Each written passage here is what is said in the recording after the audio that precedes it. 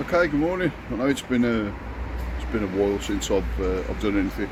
For that, I apologise. But one of the main reasons is obviously not really having much to be able to do content wise. To be fair, plus I've had bacterial issues with in the pond and stuff like that. But that's excuse the noise normally as it is.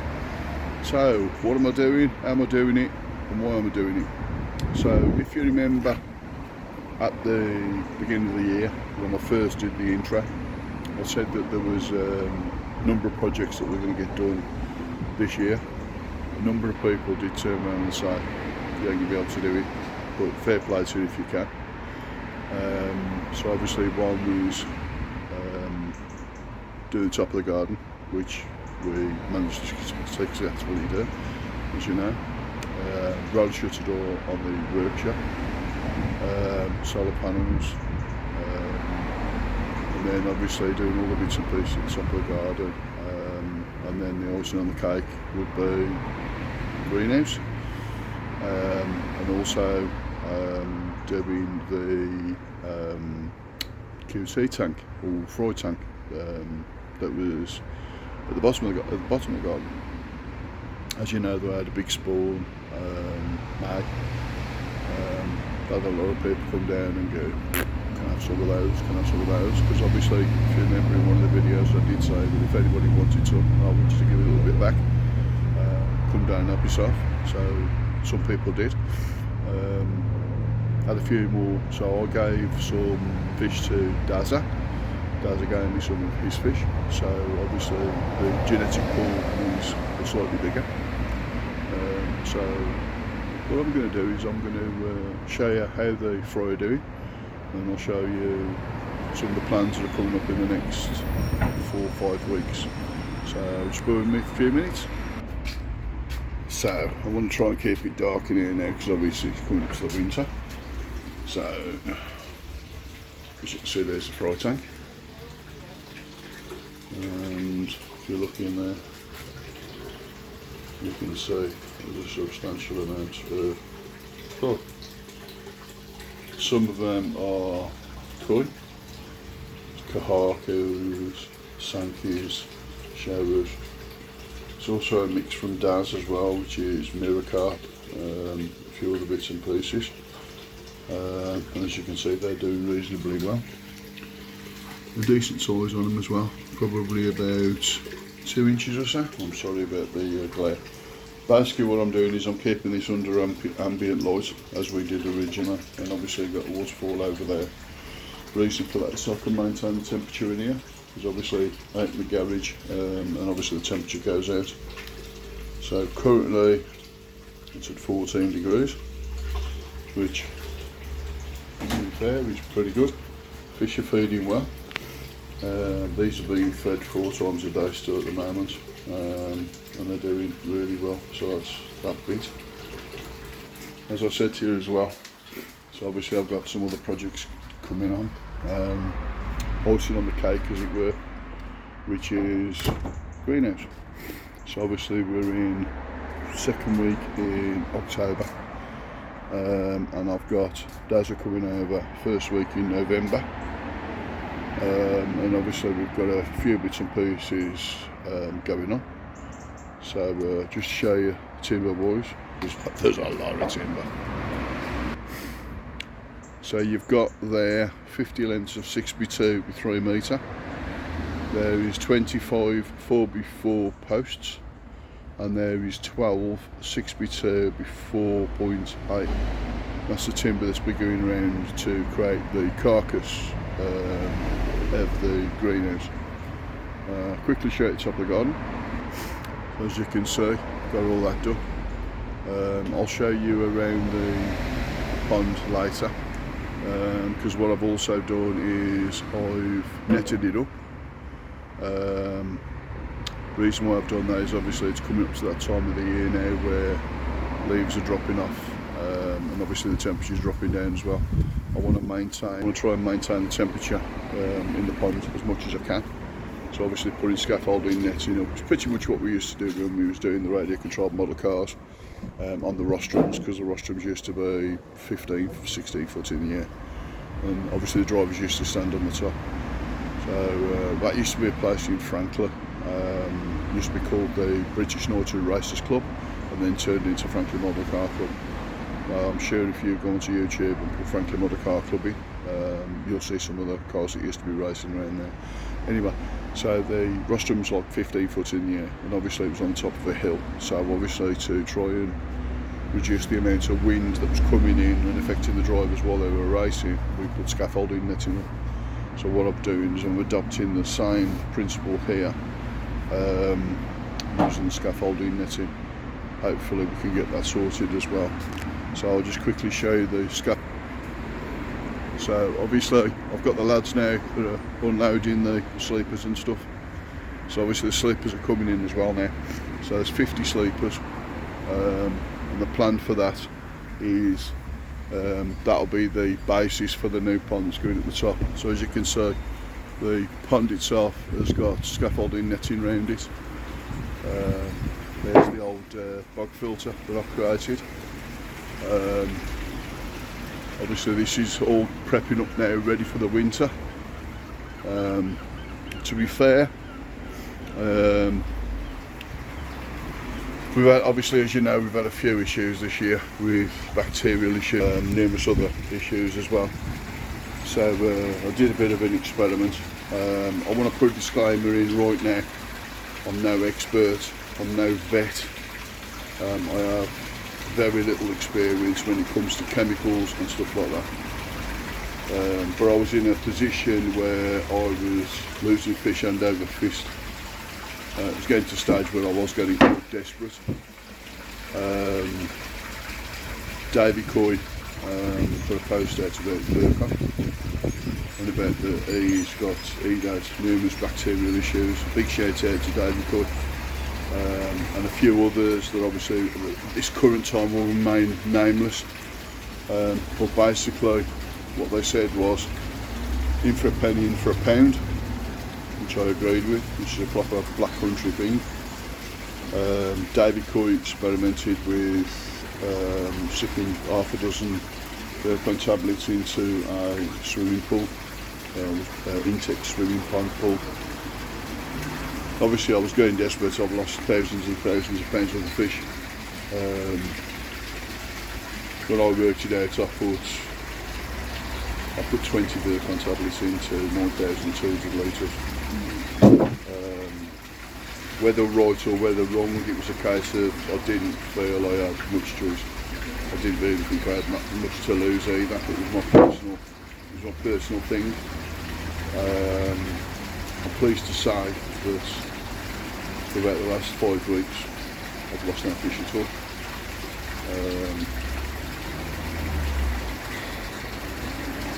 Like I said, I'm no expert, and I did it just pure desperation, to be fair. So I put 20 Burcon tablets in, which is massively over what I should have done. Like I said, lost no fish. So it's something that me personally, I would consider doing again if I was in that position again. So just quickly show you what obviously I went up to. Obviously bearing in mind now we're in October. As the lads are dropping all the sleepers off. So that was the bog filter that was created.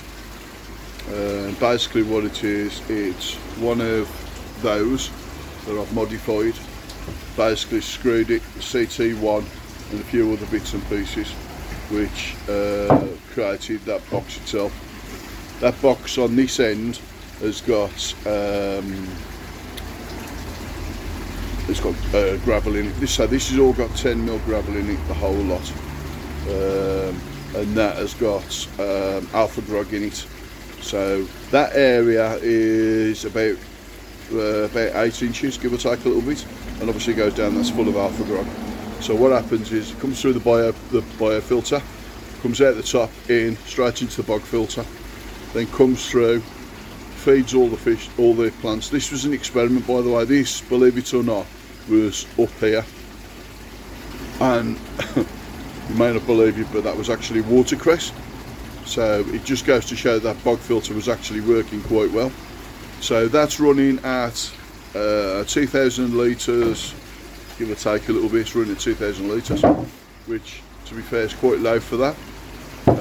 As you can also see, there's two variable flows up there, and they're both sitting at 25%. Obviously I want to try and keep it as low flow as possible to benefit myself. Obviously there I've got the vacuum shower, and obviously I've got the carbon filter there, straight into a hose, straight over the top, straight into the backer. So obviously then that's feeding out. That's quite low as well, so obviously, because priority is it's coming through that. So that's worked really, really well this season. It's done me really well. As you can see, fish are happy enough. Water's reasonably clear as well. Obviously bearing in mind this is 8 o'clock in the morning. I have still got 2 fish in there that had absolutely monstrous ulcers, and I mean monstrous. It was literally down to bone on one of them. I genuinely thought that it was going to be game over for that one as well. Interestingly, it's developed a covering or skin or whatever else you want to call it on it, and again that's down to I believe it's down to the worker. What I've also done is I've taken out the stones that were over there. I think there was about 7 stones in there. What I've done is I've replaced it with a 10-inch stone, so obviously that is creating the equivalent of what we would have on a bottom drain. So it's pumping out some decent, really decent air out there. That's, believe it or not, coming off a 70 litre, it's a Evolution Aqua, and it's basically just 20 watts. 20 watts, and you can see how much that's actually pulling out completely. Solar panels, so solar panels are on the roof now of the bungalow, so I'll show you that now as well. So you can see solar panels are on the roof of the bungalow. So is through the course of the next couple of, well, try and see if we can do it next week if possible. I wanted to leave it as long as I possibly could, because I want to give you 6 months worth of pure data. The system was originally put in the beginning of May, 20th of May. But what I want to try and do is aim for November, June, July, August, September, October. Yeah, aim for November. That'll give you 6 months, but it'll also give you through the summer and then into water. Obviously we have got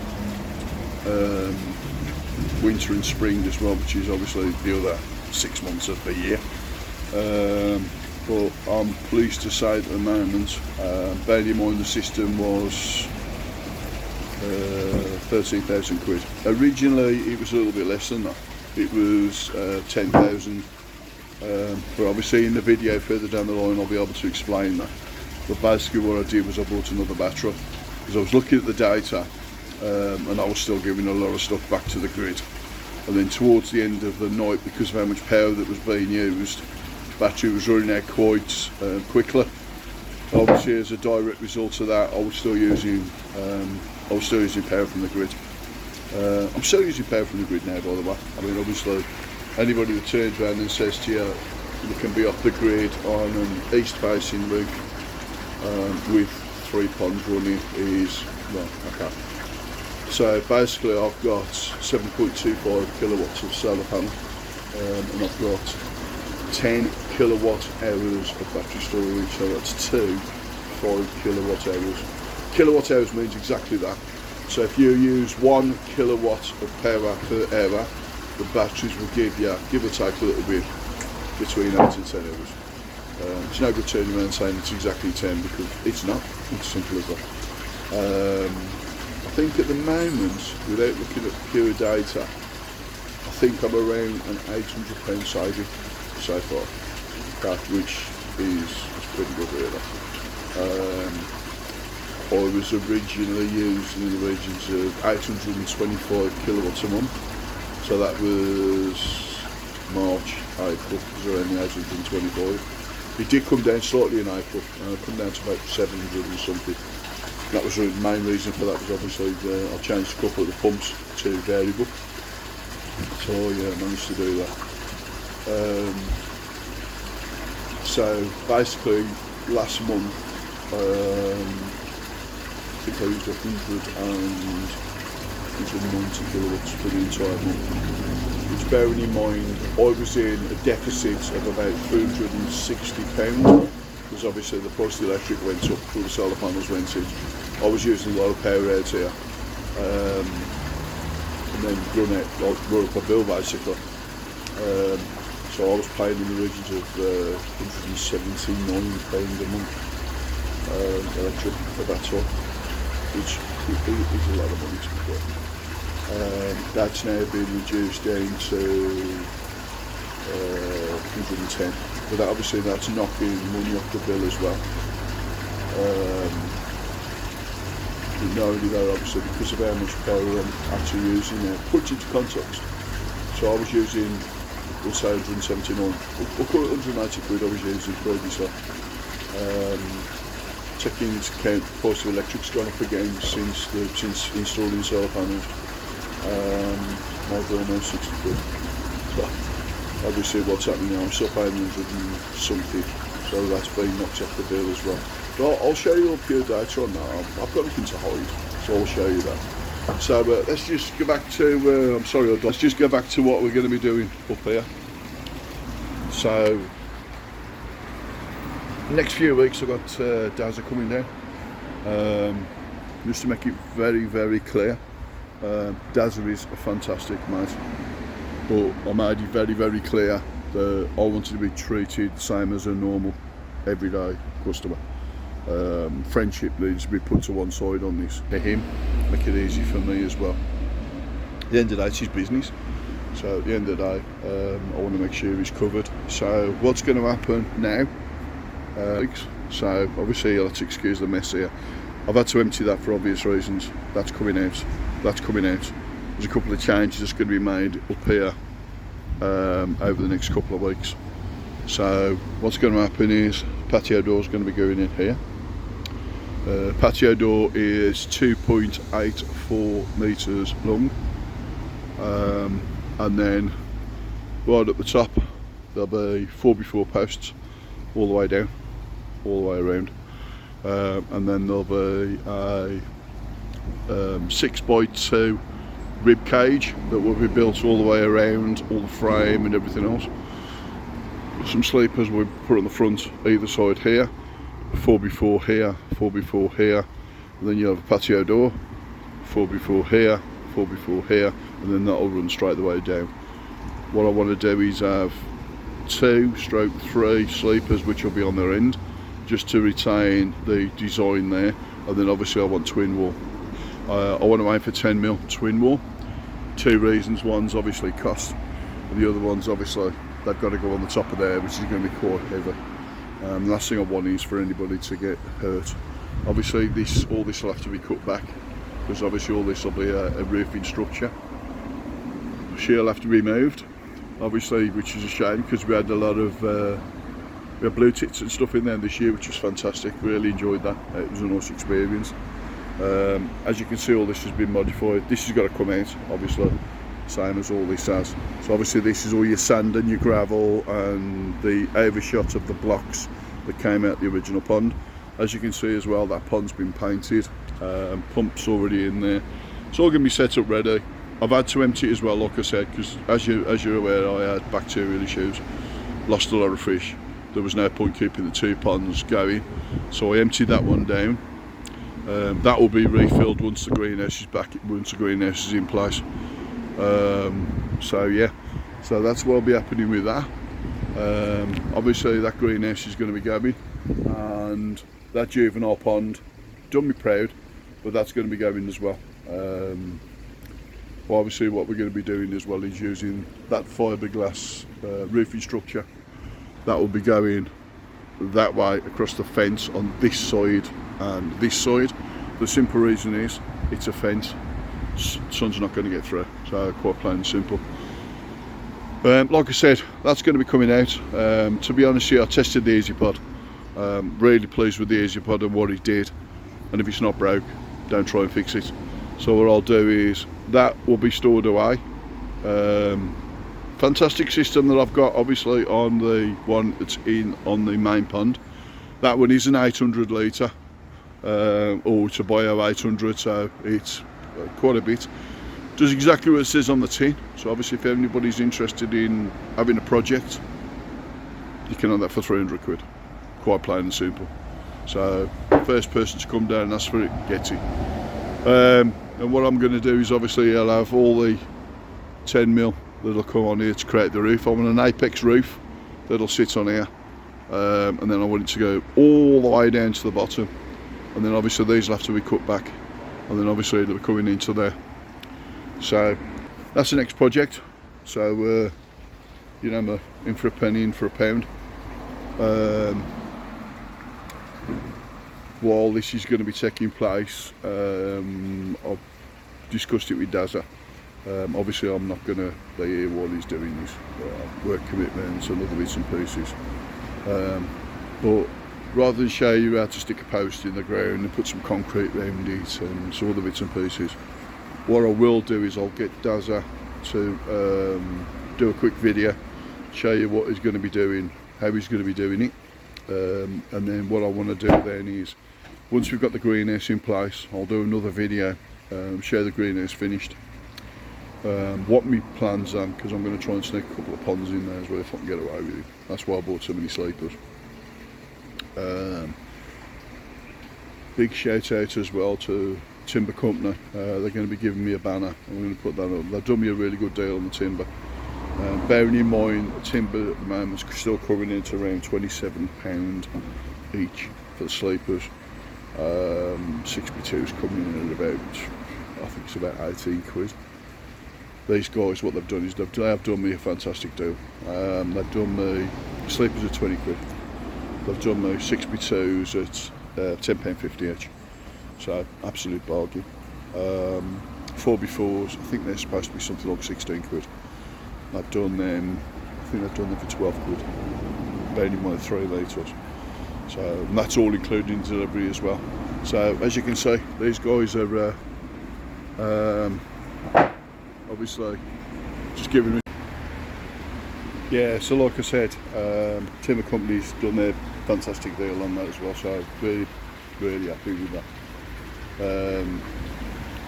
So yeah, so like I said, this is, I know it's like half an hour, so I do apologise, but bearing in mind I've still got a few bits and pieces today. But yeah, catch you soon. Have fun.